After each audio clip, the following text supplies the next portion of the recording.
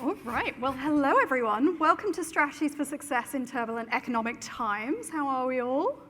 My name is Naveen Wall. I head up Movable Inc.'s Media and Technology Strategy team. I've been with the company for around 4 years, and I've spent the last 10 plus years of my career building out and leading CRM journeys for some of the world's largest media and technology organizations. I'm so thrilled to be joined on stage today with Bloomberg's Global Head of Consumer Marketing and Growth, Angela Gibelli, and Bloomberg's Email Marketing Associate, Jonah Listerkin. There are two things that I start my day with every single morning, and those are coffee and Bloomberg. And I would say there's quite a few of us in this room that probably start our day in a similar way with coffee and news. And we've made a collective decision today to prioritize news over coffee, with Nespresso, of course, on track 2 right now. And that either means we're very well caffeinated or we share the same priorities. So for me, that was an easy decision. Yes, I'm moderating today's discussion, but I'm also a Bloomberg fangirl. I am highly engaged as a subscriber, so I am thrilled to be talking to the team that is responsible for driving that fervent loyalty and engagement today. By way of introduction, Angela is an award-winning marketing executive with a breadth of experience ranging from startups to Fortune 500 companies, AMC Networks, Food 52, HarperCollins Publishers, just to name a few. And Jonah joins us with a deep background in lifecycle marketing for subscription and media e-commerce businesses, including the Philadelphia Inquirer. Jonah and Angela, what a pleasure it is to have you up on stage today. You bring such a wealth of experience. Thank you for joining us. Thank you. We're so excited to be here. Well, I spend a lot of my time discussing some of the challenges that are unique to media and technology organizations. Recently, as we head into this tough economic climate, a lot of those conversations have been around some of the real challenges that we as marketers are facing today. Things like budget cuts, headcount reductions, reduced consumer discretionary spending. Questions that come up time and time again is, how do we grow when we are faced with such challenges? And also, how do we stand out from our competitors when our resources are leaner than ever? Well, we're going to dig into some of that and much, much more in just a moment. To kick us off, Angela and Jonah, are you able to tell us a little bit more about yourself, your roles at Bloomberg, and also your mandate? Sure. So first of all, hello, everyone. I'm so excited to be here. Naveen, thank you for the really kind introduction.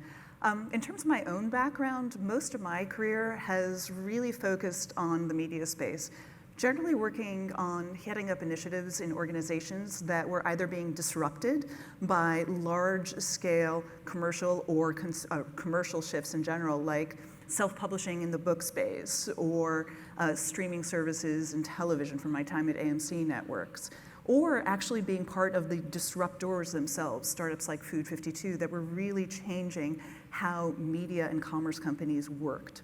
At Bloomberg Media, my team's objective is to grow the highest quality, most sustainable, and most engaged audience of diverse modern leaders across our media business, which includes Bloomberg.com, Bloomberg TV, Bloomberg Radio, podcasts, Business Week magazine, and also a very large growing live events business. Hey everyone, I'm Jonah. As Naveen said, I have an experience in lifecycle marketing, specifically in media and subscriptions. I'm on Angela's consumer marketing team, and I focus on editorial marketing, MarTech, and automation.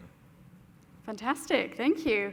And Angela, you have a really large remit across a global audience base. Can you tell us a bit more about the size of your team and also some of the challenges that you're up against? Yeah. So I think the first thing to understand is that the economics of Bloomberg are very different from the economics of most media businesses. And to understand Bloomberg Media, you really first have to understand the terminal. While our consumer-facing arm, Bloomberg Media, is a relatively new business, our parent company, Bloomberg LP, is a really well-established organization that's largely dominated its category and operates at an exceptionally high profit margin. That's important because we're a private business, so we can do what we want with that. And what we do as an organization is reinvest the vast majority of our profits into Bloomberg Philanthropies. And that makes us feel good because we're largely working for, when you think about it, an organization that is exceptionally It's just doing very well, Bloomberg, and all of that money goes into fund these philanthropies that we're really proud of. So we're effectively working for an extremely well-funded philanthropic machine. One of the core features of the terminal, and this is where it ties to Bloomberg Media, is the newsroom. And Bloomberg's newsroom is about 2,700 journalists and analysts around the globe. So the newsroom that powers the terminal is actually one of the largest newsrooms across the planet. That gives us a really huge competitive advantage relative to the size of our media business, and we can tap into that thanks to that terminal business. Bloomberg Media's aim is to build deep, trusting relationships with business leaders by arming them with the news and information they need to succeed across the suite of products I mentioned earlier. But we want to go beyond that, and this is really important to us. What we've found in our research is that that deep, authentic philanthropic spirit that's at the core of Bloomberg LP also means a lot to our audience. Yes, we provide modern leaders with our unique context and analysis to help them affect more impactful, intentional, and positive change, but not just for their own careers and their businesses, but also for the people around them. And that's core to what we do. It's a fantastic overview of some of your organizational goals. So your team is particularly lean. Can you tell us more about the size of it? Yes, everyone on my team, especially Jonah, works incredibly hard. We're only about 20 people, split across media and MarTech, lifecycle marketing, and brand marketing. The structural challenge that we face every day is that we're building up consumer marketing muscle as a rapidly growing media challenger brand within a company that is almost entirely driven by a B2B business and a B2B marketing muscle. And it's a product that's dominated its category for decades. But that's also the fun part. So we're building new capabilities within an inherently entrepreneurial organization. The macro challenge that we're up against, and that I would venture many of you are up against if you're part of subscription-driven businesses right now, is that consumers are questioning the value of a glut of post-COVID subscriptions, as well as some amount of news fatigue.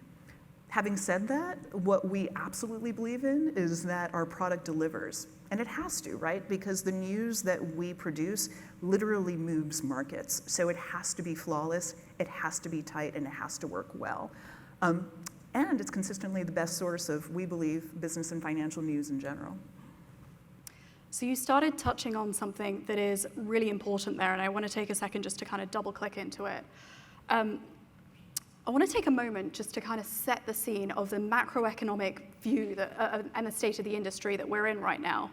We've started seeing big tech enter this new stage of maturity where consistent double-digit growth is just no longer a reasonable expectation. There's a lot of factors at play here, things like tough comps against pandemic growth, downward pressures on ad spending, this confusing macroeconomic environment that we're in. All of that is really to say that we're experiencing a slowdown in growth across all of tech, and media is no exception to that. Right. Can you shed some light on how some of those pressures have translated into growth for Bloomberg? Sure. Well, we see subscription acquisition peak when there's both general demand for news, insurrection, COVID, but we also see specific demand peak when there's news in an area that we cover particularly well. And for us, again, that's business and finance space. A great recent example of this, SVB. When various crypto banks and various Coinbase banks started to have some trouble, we were covering that news and we were a great source of information for that. So we did very well in the subscription space there. Our job, though, is to not just take advantage of those moments when they occur, but to increase awareness of our product ahead of time so that when those events happen, and we can't always predict when they do, we're prepared to capture the demand. When I look at the priority initiatives that my team is engaged in, they fall into three broad categories. The first is to get more people to know us, drive awareness. The second is to get the people who know us to love us more. That means increasing their awareness of the breadth of Bloomberg media offerings and what we do across all different categories and all different forms of media. And then the third, and I think this is particularly important, is to get out of our own way. That means driving operational efficiency and excellence. Sometimes when you have a lean team, you think that's a given, but that isn't always the case. Making sure that you're doing everything as efficiently as possible is absolutely critical in helping to drive everything else that you're doing. I love that last point on getting out of your own way. I think so many of us could do more of that. All right, so I would love to dig into some of the detail on the strategies that have driven those acquisition peaks that you just mentioned.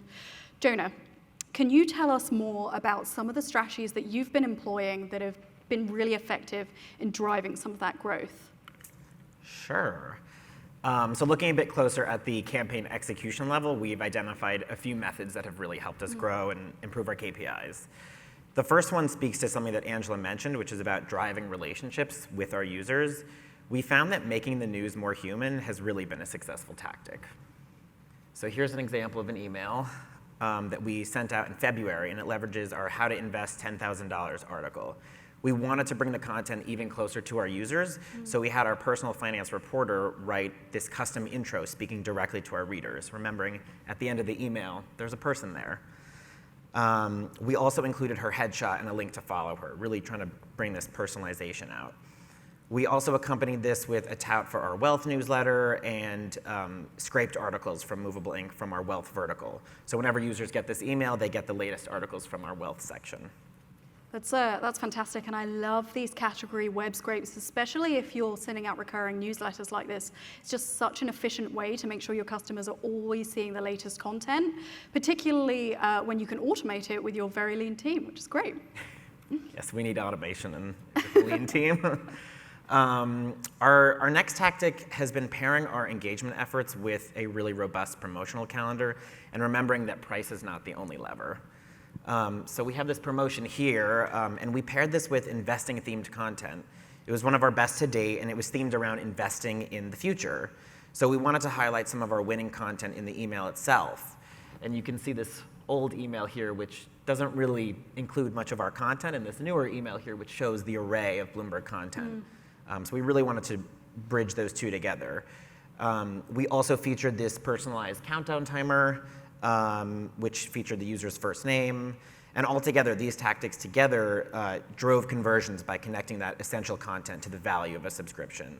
And these efforts led to incredible performance, and we saw significantly more conversions on this campaign versus any previous non-holiday campaign. That's fantastic. I think countdowns are so technically quick and easy to implement, but when you pair it with a strong strategy like this, your results pay dividends, so I'm so pleased to see this perform for you. Yeah, the countdowns are really great, and it was really nice to see this all come together. And our last recommendation is to use your winning content to drive ongoing value. We added these persistent banners to all of our registered user emails, and that includes our content engagement emails. And this helps drive awareness for our special offers, even in these sort of content-driven emails. In this example, we have a top stories email, which scrapes the latest stories from Bloomberg.com.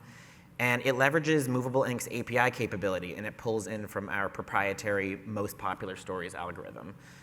By implementing the stories from the algorithm, we were able to drive a lift in days active, which is one of the key kind of growth KPIs for us. And that subscription banner scoops up additional conversions. Adding these together helps our emails, helps the email tell the story about the product value and utility, and really drives that growth. Got it. All right, so once you've acquired a customer or they first registered with you, there's arguably this period of time where engagement is going to be at its highest because the value you provide is top of mind for them because they've recently engaged with you. How do you best optimize that opportunity for engagement? So one of the key strategic mandates for us is to really own that consumer relationship. As an org, one of the things we've done over the last year is really double down on lifecycle marketing. And this was really fortunate timing for us because it corresponded with Facebook deprecating traffic being sent to news sites. This is something that happened across the industry. So building up that first-party relationship with consumers made us far less dependent on any one single traffic source. One big enabler of building up our customer database was adopting a registration before paywall strategy. The first moment in building that relationship is when our user creates an account with us. And we've designed our registered user flow and onboarding program to drive early and often engagement with high-value actions to prime them for conversion down the funnel. So I'm going to toss it over to Jonah to show what we did with that. Thank you. So how do we do it? Our registered user flow lasts a little over a month, and it has over 12 emails featuring scrape stories and personalized content. There are 2 emails from the flow that stick out that we'll talk about. The first one is our welcome email and our connect email. The entire flow is designed to drive these high-value actions, and we got these from conducting an analysis and figuring out which actions will drive conversion and retention. So in this welcome email, that's the one here that's in color, we're promoting newsletter signups, podcast listens, and Bloomberg.com visits. These are all high-value actions. After implementing this email, we found that it drove a lift in newsletter sign-up rate, which is a key growth metric for us.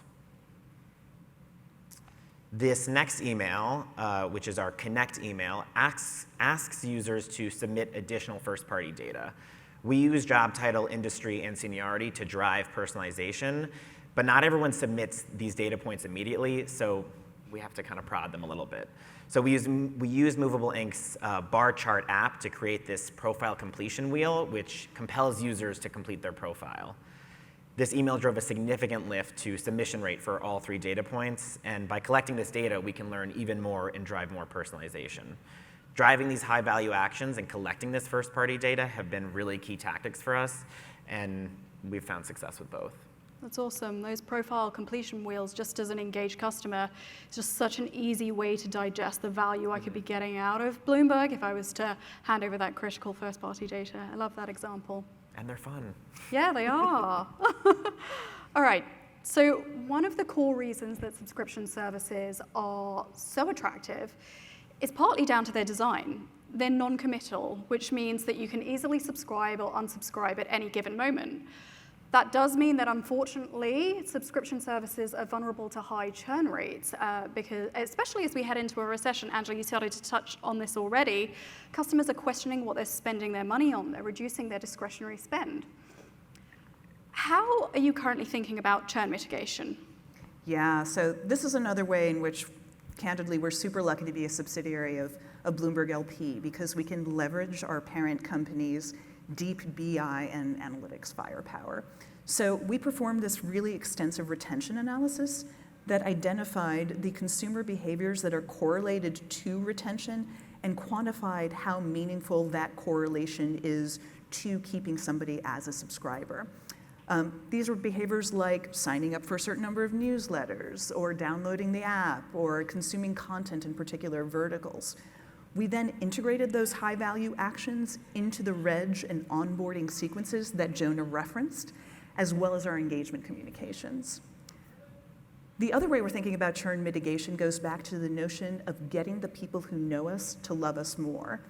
The silver lining to the challenged ad market that you referenced earlier, Naveen, is that we have the inventory to power a far more robust merchandising and promotion strategy than we typically have.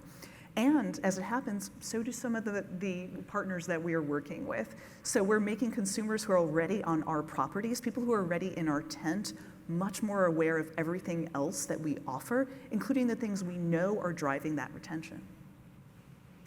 You had me smiling at the concept of BI and analytics firepower, because I think everyone in the room knows what a huge advantage it is to have such a strong relationship with your BI and analytics team, to the point that you can so clearly identify your high-value actions, but also know so clearly how each of those behaviors is going to correlate to retention, so you can quantify it.